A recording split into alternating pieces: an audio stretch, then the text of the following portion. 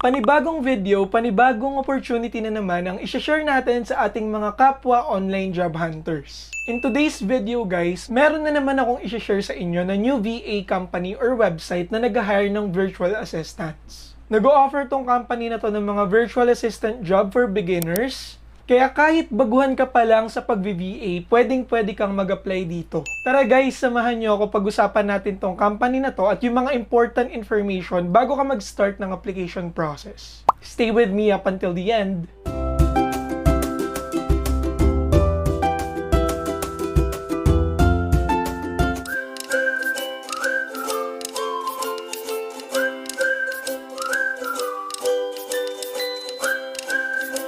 Hey everyone! Welcome and welcome back to my YouTube channel. Kung bago ka pa lang dito, please click the subscribe button and the bell icon below para naman hindi ka nahuhuli sa ating mga video uploads about making money online. And don't forget guys to like and share this video and leave your comments in the comment section. At kung gusto mo pa makapanood ng mga videos like this, make sure to visit our playlist after watching this video.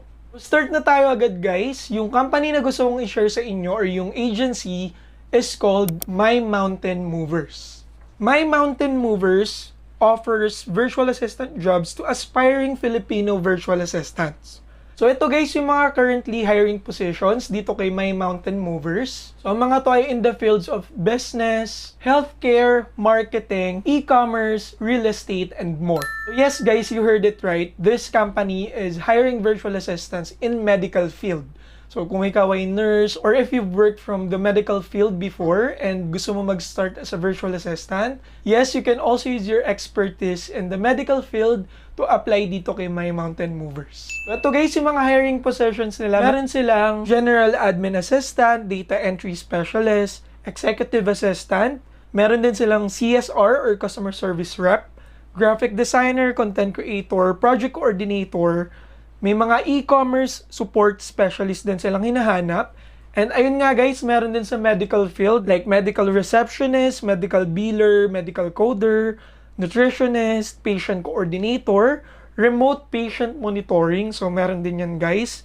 And of course, meron din sa marketing assistant, SEO specialist, social media coordinator, sales representative, and a lot more job openings. So, syempre, kung wala kang experience, kung saan tingin mo mamamatch yung mga skills mo, dun ka mag-a-apply. So, for me, I would recommend sa mga beginners, pwede kayong mag-apply as General Admin Assistant or General Virtual Assistant. Kasi ito guys, more on admin task lang yung mga ipapagawa sa inyo. So, depende sa needs ng client. So, depende talaga yan kung saan magsaswak yung mga skills mo or yung mga kaya mong gawin. Kung napili mo na kung saan field ka mag-a-apply, ngayon, ang tanong is, ano ba yung mga requirements and qualifications? So, ayun nga guys, walang experience na nire-require dito. Pero if you have a prior experience dun sa a-applyan mo, syempre, it's a plus or it's an advantage. Syempre guys, dito you will be working with international clients. So, you need to have a good command of the English language. Tapos guys, as a virtual assistant, syempre, ang kailangan mo is laptop. So, hindi magwo-work yung phone lang or tablet lang. You need to have your own PC or laptop. And for the specifications, kailangan at least i3 yung processor or equivalent. Then yung operating system should be Windows 10 or later. Kailangan meron kang at least 4 GB of RAM sa device mo. And at least 10 GB hard disk drive space. Kailangan mo rin dito ng good quality headset in case ma-assign ka sa mga voice tasks. Gagamitin mo rin syempre when it comes to client meetings, coachings. Syempre kailangan mo dito ng internet connection to access different tools. For the internet speed, it should be at least 10 Mbps for the download speed and at least 5 Mbps for the upload speed. Kailangan mo rin dito ng good quality webcam. Tapos guys, dito kay My Mountain Mover, meron din silang nire-require na backup requirements. So in case of power interruption or issues with your device, you need to have a backup PC or laptop. Same specs dun sa main requirement. So magre-require din sila dito guys ng backup connection in case magkaroon ka ng issue sa main provider mo. And the last backup requirement is a backup power supply. So, pwedeng UPS, house generator, or an extra laptop battery, pwede rin yan. Or you can also purchase a power bank for this.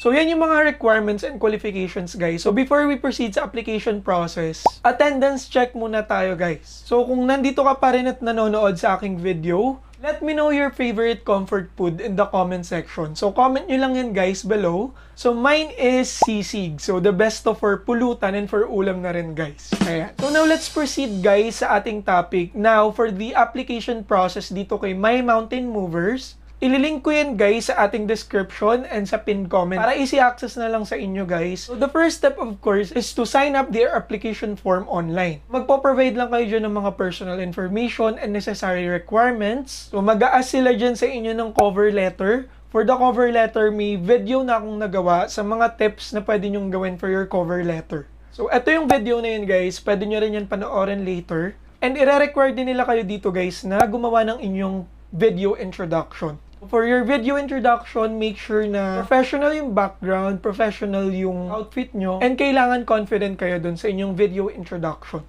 After filling out all the required information sa inyong application form, you need to submit it and wait for a response from My Mountain Mover team. You'll be invited for an initial interview after that, and then follow the next steps. So ito na yung pinaka-exciting question ng mga viewers about the salary. Siyempre, tatanungin din natin, magkano ba yung kaya natin kitain dito kay My Mountain Movers as a virtual assistant? Dito, guys, the initial rate starts at $5.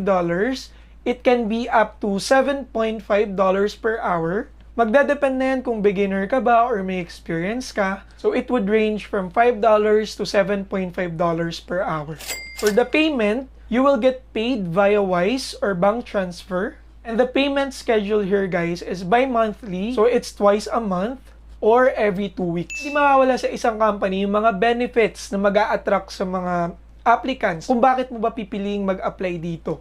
So, for the benefits na ino-offer ni My Mountain Movers, go-offer sila dito, guys, ng HMO or prepaid health card. Meron ding pay increases depending on performance. Meron din silang 7 paid sick or vacation leave on a yearly basis, paid US holiday leaves, system and software training, skill set to job role matching, IT or technical assistance. They also offer expert industry support. Meron din sila dito, guys, ng mga attendance and performance incentives, and may additional pang client add-on incentives. Pwede ka rin dito maka-earn ng referral incentives sa mga VA na i-refer mo. At meron pa silang VA add-on incentives and continuous learning option. Those are the benefits of working here with My Mountain Mover.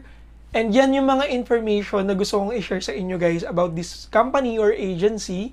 Kaya kung ikaw ay naghahanap pa rin ng client or naghahanap pa rin ng permanent work from home job, this is one of the websites or company that you can consider to apply to. Don't miss the chance, guys, to be part of My Mountain Movers. Make sure to click the link in the description for the application page. Sign up online and follow the next steps. So I'm hoping you all the best in the application process kung plano mo mag-apply, at sana ito na yung hinahanap mo na online job.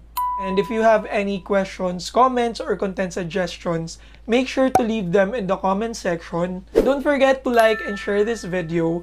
And kung bago ka pa lang dito sa aking channel, please click the subscribe button and the bell icon below para updated ka sa ating next videos. So that's it, guys. Bye for now and God bless everyone.